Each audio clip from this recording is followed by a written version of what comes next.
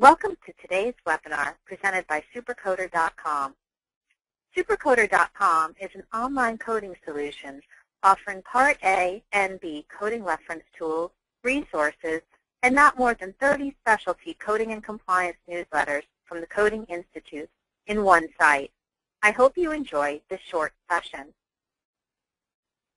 It's process and what's involved with becoming compliant and the recent changes in the rules, which includes some new obligations, and there's also a lot of things like new enforcement and new auditing programs that are in place that really make it so that if you've been ignoring your HIPAA compliance in the past, you can't do that any longer, that's for sure. And we'll talk about some of the policy and procedure requirements, obviously. We'll spend a good bit of time looking at what sort of things need to go into your policies and procedures. And we'll talk about what does it mean to be to become compliant and remain in compliance. How do you actually get there and how do you stay there? And the fact that compliance is really a process kind of a thing. You really can't ever leave it alone. You have to stay on top of it as things go forward, because the world keeps changing and how you do business keeps changing. And part of this, we'll take a look at the HIPAA audit protocol, because that is been published by the Department of Health and Human Services. And the HIPAA audit protocol has a number of questions in it that cover the whole gamut of the HIPAA regulations and are the basis for which the questionnaires that the folks who are doing the audits, those questions are the basis for those audit questionnaires that they put together. So we'll look at what's in some of those things and how you can use that to your advantage. It's nice having the HIPAA audit protocol out there, because now you have some idea what sort of things you need to have prepared if you're going to be audited. It's always good to know what to have prepared. And we'll talk obviously about the roles of training and documentation, because as I say, you can't really have policies and procedures without some kind of training to make sure that they're properly implemented, and some kind of documentation to make sure that you have somewhere recorded what they are, so it's clear what they are. If anybody has any questions, you can point to them and say, this is what the real policies and procedures are. And we'll point to some supporting materials and documents along the way, and be able to answer some questions, and I'll try and discuss some typical situations as I go along here. My own background, touched on ever so briefly, is civil engineering and transportation here on slide 3.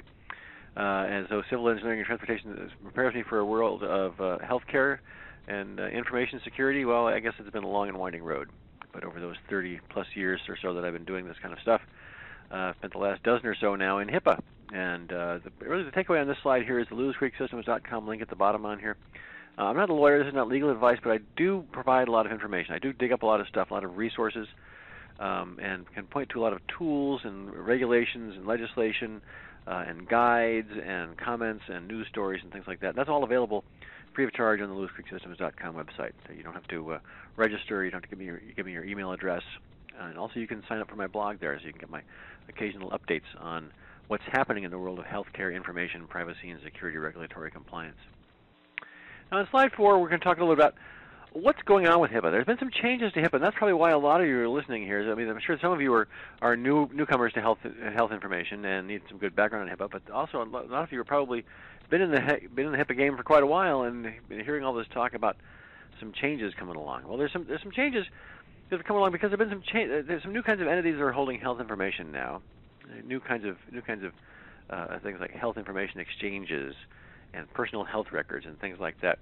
And there's some new kinds of entities that are holding health information, and there had been a lack of breach notification for health information. That's really where a lot of this another thing that came along in earlier times up to a number of years ago. We're talking about 4 years ago now. There wasn't any breach notification for health information. There was no control over business associates other than what was called for in the contracts, and that's kind of a weakness there, that they have all these entities that are out there dealing with health information, but they're not really directly under the regulations. And enforcement was seen as lacking teeth. It was kind of a joke. Anybody who would, if you knew anybody who had been in some kind of a HIPAA enforcement action, obviously there was some kind of terrible thing that had happened in some unusual circumstance, because there wasn't much enforcement going on for a long time. But the way federal regulation works is, and this is the history of it. It's pretty clear. It's this way with Medicare years and years and years ago, and now it's this way coming up with HIPAA. Things go along pretty smoothly and relaxedly for about 10 years, and then the hammer comes down. And we're about at that 10-year point on HIPAA now. Supercoder is the fastest-growing online reference tool with more than 25,000 subscribers. Call 866-228-9252 to get a free product demo, or sign up at supercoder.com for a 7-day free trial.